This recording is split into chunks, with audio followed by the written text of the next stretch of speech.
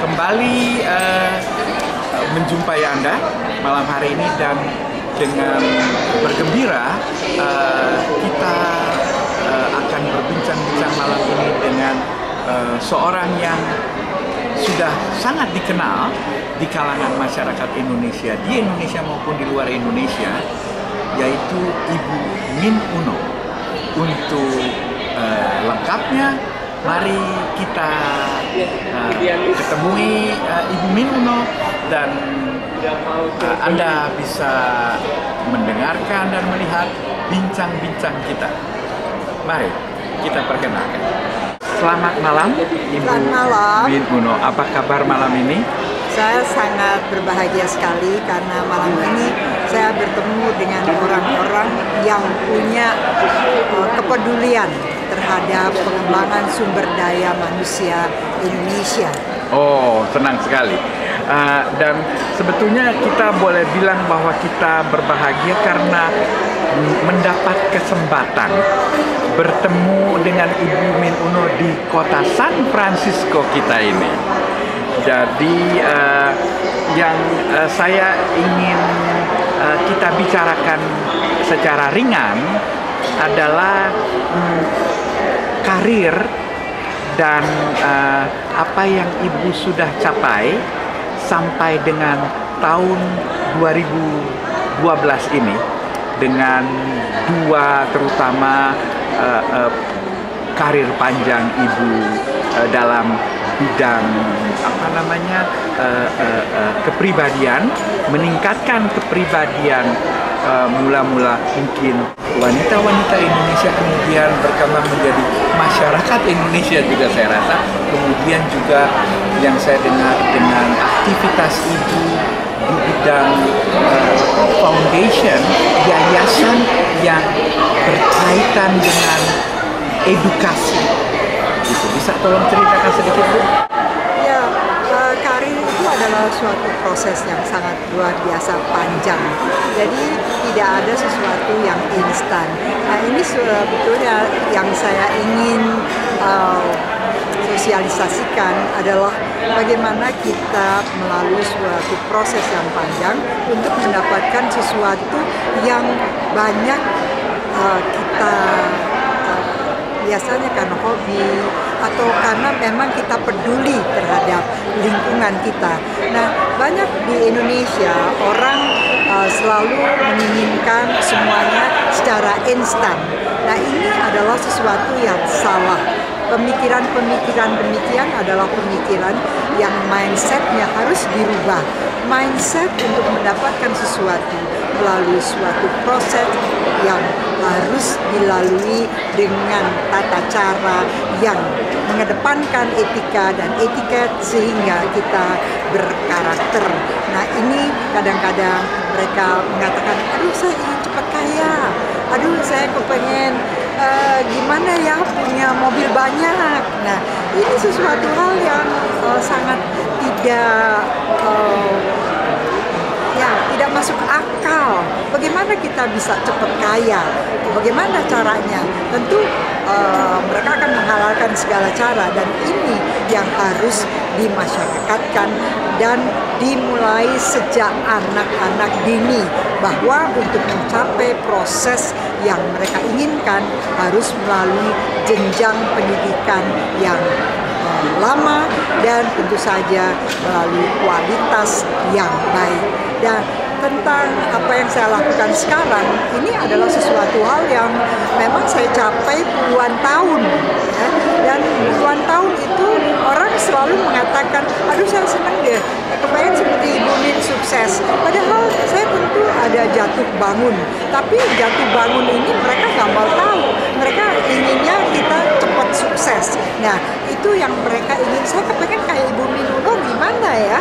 Nah, ini yang sesuatu yang perlu dimasyarakatkan. Kita harus kerja keras, ya.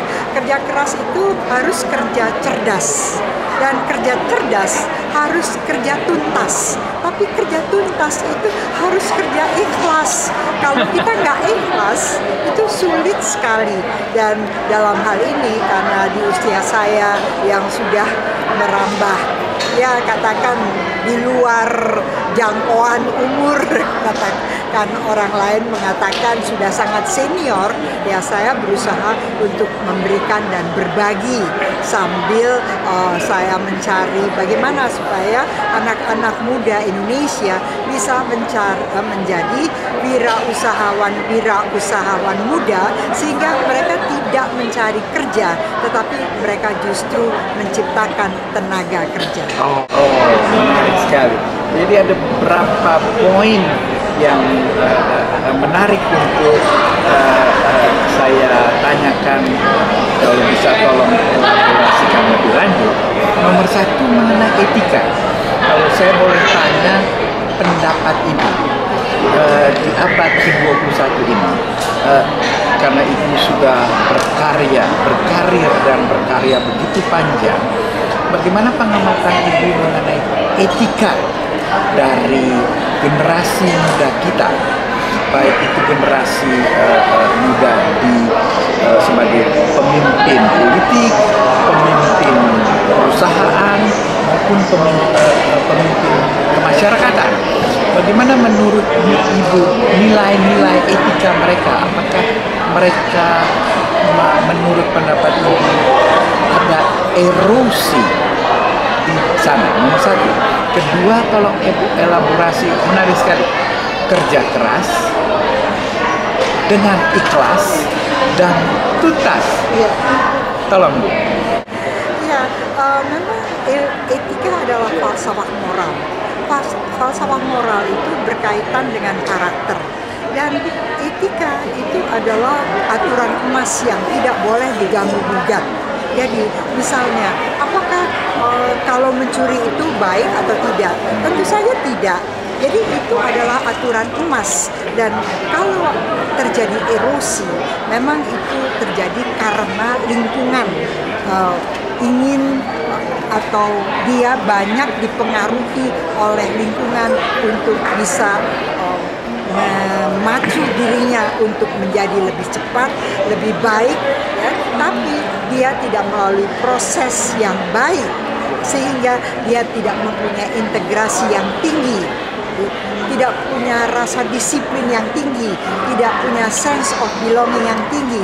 Kemudian dia juga tidak pernah mengajak teman-temannya untuk menjadi teamwork, sehingga di dalam pencapaiannya dia selalu mengedepankan saya harus sukses dan mereka menghalalkan segala cara. Memang erosi bisa terjadi di mana-mana. Nah, juga bagaimana keadaan di Indonesia? Memang kita sekarang sedang memperbaiki supaya di dunia kerja tidak terjadinya apa yang dikatakan korupsi dan semuanya. Sebetulnya di mana-mana ada korupsi, tetapi korupsi itu kadang-kadang ditolerir. Tapi sebetulnya kalau korupsi melalui etika moral yang baik itu tidak boleh ada toleransi. Dan tentu saja ini kerja itu semua harus ikhlas. Karena kalau kita ikhlas, kita akan menjadi pribadi yang selalu bersyukur terhadap apa yang kita dapat, apa yang kita punyai, dan ini akan membuat kita lebih sukses lagi.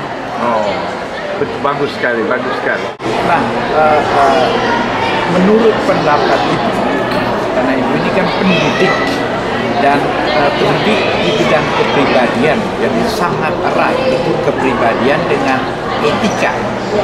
Jadi menurut pendapat Ibu, apakah generasi muda kita dan dari Ibu melihat, mengamati murid-murid atau students dari kelas-kelas organisasi pendidikan yang Anda miliki, apakah itu mereka Ibu berkesan bahwa mereka mendengar, dalam artian mendengar, mengerti dan patut untuk diikuti atau dicontoh? Bagaimana Pak Bapak? Ya, di dalam etika tentu kita perlu yang dinamakan ketauladanan.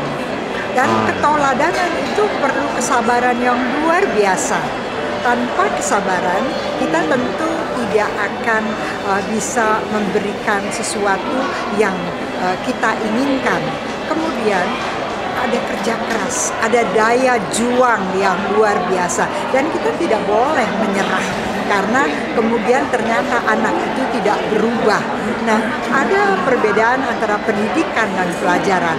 Kalau pendidikan, kita terlibat dan ikut melihat hasilnya. Kalau pelajaran itu biasanya kita sudah mengajarkan, dia mau berubah atau tidak itu adalah belakangan. Tapi tidak, saya selalu berkeinginan untuk melihat anak itu menjadi anak yang berubah, anak yang berkarakter, dan insya Allah kalau yang masuk ke Duta Bangsa mereka akan menjadi anak-anak yang santun dan punya integritas yang tinggi. Oh, bagus sekali. Apakah Duta Bangsa, kalau saya boleh tahu, sudah berkecimpung di dunia pendidikan, public speaking, kepribadian, itu sudah berapa lama? Ya, sebetulnya inti dari Duta Bangsa adalah how to empower yourself. Jadi pemberdayaan diri kita.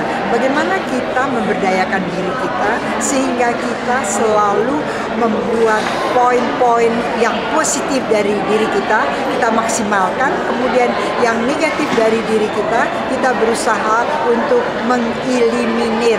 Dan ini sangat penting sekali untuk memasyarakatkan hal-hal yang positif dari diri mereka. Karena kalau kita selalu berpikiran tentang saya nggak bisa, itu mah terlalu sulit untuk saya. Kemudian saya takut salah. Nah, itu sangat manusiawi memang. Tapi kita berusaha untuk memotivasi mereka untuk menjadi lebih percaya diri dan mereka bisa bersosialisasi dengan baik dengan lingkungan. Dan apakah Ibu optimis untuk apa yang telah dicapai dan apa yang akan dicapai selanjutnya dengan apa yang Ibu lakukan di Duta Bangsa ini? Ya, kita harus punya mental juara. Ya, mental juara adalah orang-orang yang tidak punya putus asa atau kemudian menyalahkan orang lain. Mental juara adalah orang-orang yang mempunyai disiplin yang kuat dan mereka tampil dengan never ever give up. Ini yang membuat mental juara itu menjadi bagian dari diri kita. Oh, okay. Sangat positif, encouraging. Terima kasih. Hal yang lain yang bisa Ibu tolong jelaskan supaya pemirsa kita, terutama yang berada di Amerika, masyarakat Indonesia yang berada di Amerika, yang mungkin sudah mendengar atau sudah tahu tapi belum banyak tahu secara lebih detail, bisa Ibu ceritakan mengenai foundation yang Ibu miliki dan Ibu pimpin, yaitu Min Uno Education Foundation. Itu apa saja sasarannya dan agendanya, dan apa yang telah dilakukan selama ini untuk membantu generasi muda Indonesia untuk mencapai apa yang mereka cita-citakan, terutama di bidang pendidikan. Ya, memang kita sangat berusaha sekali melalui Min Uno Foundation. Kita berusaha untuk memberikan dana kepada mereka, terutama sekali kepada anak-anak yang mempunyai jiwa dan semangat entrepreneur sehingga mereka terpacu. Jadi bukan hal-hal yang muluk. Misalnya mereka ingin memulai dengan sesuatu yang sangat mudah. Misalnya bikin nasi goreng, bikin lumpia, bikin pisang goreng, kemudian bikin lemper, atau kemudian mereka menaruh hasil-hasil dari kerjanya di toko-toko. Ada yang bikin keripik, ada yang bikin sambal. Jadi sesuatu hal yang nyata.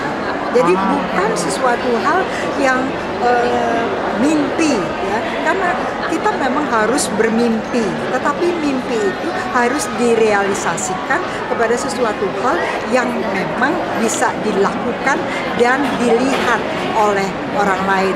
Jadi dia akan tentu saja mengajak orang lain untuk mengembangkan usahanya.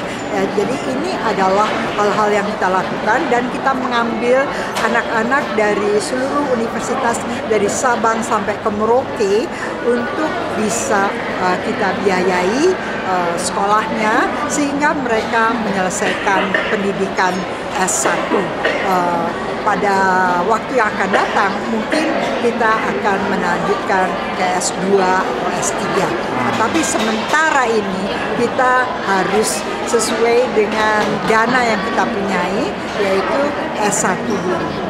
Jadi maksudnya yayasan ibu ini memberikan beasiswa bagi anak-anak muda yang berbakat, itu untuk melanjutkan studi bagi anak-anak muda yang sedang berada di universitas, kuliah di universitas, atau yang akan kuliah maksudnya, Bu? Yang sudah ada di universitas, ya. Jadi kita bekerja sama dengan Karya Salemba 4 dari UI untuk merekrut mereka, dan mereka kita jadikan role model supaya nanti kalau mereka kembali ke tempatnya, mereka bisa mensosialisasikan diri mereka sehingga mereka bisa membuat usaha-usaha kecil-kecilan, dan kita terus membimbing mereka dengan pelatihan-pelatihan. Jadi yang tadi Ibu sebutkan itu bagian dari pelatihan-pelatihan mengenai kalau mereka berbakat soal entrepreneurship. Yes. Jadi hal-hal yang nyata, yang seperti yang nyata. Ibu Jadi misalnya kita kumpulkan mereka. Sekarang mereka di Jakarta sedang berkumpul, ada sekitar 42 dari seluruh Indonesia. Kita latih jiwa kewirausahaannya, leadership-nya, kemudian kita kumpulkan di satu tempat, yaitu di luar Jakarta, supaya mereka bisa konsentrasi, dan nanti kalau pada waktu mereka kembali ke tempatnya kita bisa memantau. Jadi kita pantau mereka. Jadi salah satu hal yang sangat penting adalah controlling. Sekali lagi, Bu? Pengawasan. Pengawasan. Jadi Ibu ini di yayasan Ibu ini juga bukan hanya memberikan beasiswa, memberikan proyek pelatihan, tapi juga memonitor. Ya, karena kalau tanpa monitoring, seperti juga manajemen, you have to motivate mereka, supervisi mereka, kemudian evaluasi mereka, kemudian harus ada apresiasi. Otherwise nanti mereka nggak ada yang memonitor ini, biar saja saya nggak lakukan. Nah, ada sedikit yang agak berbeda. Jadi Ibu sudah menceritakan mengenai karir dan karya Ibu yang begitu panjang, juga dengan yayasan Education Foundation tersebut. Nah, sebagai seorang tokoh masyarakat Indonesia, bagaimana visi Ibu mengenai Indonesia ke depan? Apakah mungkin kalau saya tanyakan optimis, pesimis, mungkin agak tendensius, tapi mungkin yang saya ingin tanyakan, apa tantangan dari bangsa Indonesia untuk menghadapi masa depan mereka ini, sehubungan dengan yang Ibu amati sekian lama ini? Ya, memang kita harus bahu-membahu supaya negara Indonesia menjadi negara yang lebih sejahtera, juga damai. Dan ini tidak bisa kita lakukan hanya oleh pemerintah, tetapi kita harus bersama-sama. Dan saya sangat terkesan sekali bahwa orang-orang Indonesia yang di Amerika juga memikirkan tentang kemajuan Indonesia melalui program Kabari ini. paling tidak kita bisa berinteraksi dan mengetahui sejauh mana dan bagaimana kita bisa berpartisipasi supaya Indonesia akan lebih maju dan lebih baik. Dan saya sangat optimis bahwa Indonesia akan menjadi negara yang jaya. Wah, bagus sekali dan sangat mengharukan optimisme Ibu. Ya. Dan mudah-mudahan dengan kerjasama dengan berbagai pihak, baik itu government, non-government, kemudian community leader dan business leader di Indonesia maupun di luar Indonesia, mudah-mudahan dengan kerjasama apa yang Ibu cita-citakan bisa tercapai dalam jangka waktu yang tidak terlalu panjang. Saya rasa untuk sementara itu dulu. Ya. Saya ucapkan terima kasih banyak. Terima kasih juga, insya Allah, dan saya mengucapkan selamat berjuang untuk teman-teman orang Indonesia di Amerika Serikat. Oh, terima kasih banyak dan sekali lagi mudah-mudahan kita bisa lakukan ini di waktu-waktu yang akan datang dan kami akan selalu terbuka untuk bertemu dan berbincang-bincang dengan Ibu karena suara Ibu Min Uno itu bukan hanya inspirasi untuk masyarakat Indonesia di Indonesia, tapi kami yakin dan harapkan juga kepada para pemirsa yang belum mengetahui banyak tentang Ibu menjadi inspirasi untuk kita di sini. Terima kasih. Terima kasih. Dan good luck. Okay, so have a nice trip back home, Bu. Thank you very much. Okay, terima kasih. Demikianlah bincang-bincang ringan dan sangat positif, sangat berguna antara saya, Vincent, dengan Ibu Min Uno. Semoga ini semua mempunyai banyak manfaat untuk kawan-kawan kita dan para pemirsa kabar. Sekian dulu dari saya, Vincent, atas nama Kabari. Sampai jumpa lagi.